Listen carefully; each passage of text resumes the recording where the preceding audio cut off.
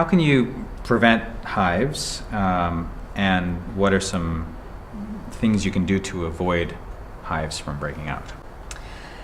You probably can't completely avoid hives altogether because it's something that tends to affect, in fact, a large majority of people, about 1 in 5 people at some point in their lifetimes.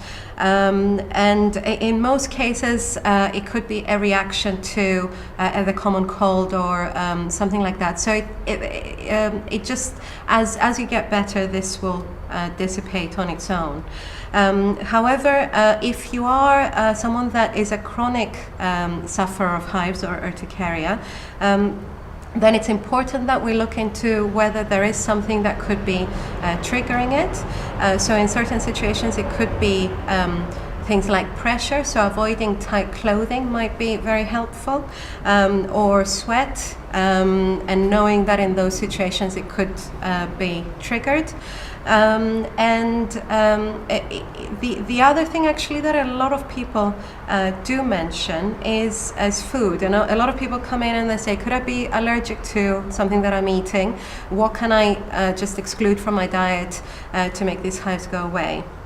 So that's actually quite a common question, but it's food allergy is not that common in adults so it doesn't tend to trigger hives in adults, and it's very rare that you would get hives as an adult due to food.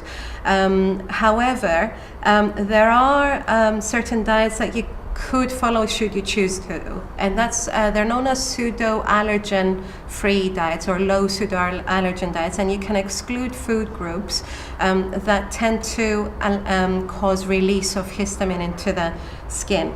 Now those diets can be very restrictive, so it's not one that I would start off with really, but it is an option, and it might be an idea to have a food to keep a food diary to see if something is flaring it up. In addition to that, some people do find that alcohol can cause that histamine release, so it might be something that they wish to avoid. And there are some medication that can bring it on. So if you can avoid things like aspirin, ibuprofen, and those non-steroidal anti-inflammatory tablets, those might be things that if you're able to safely avoid them, I might recommend that you do so.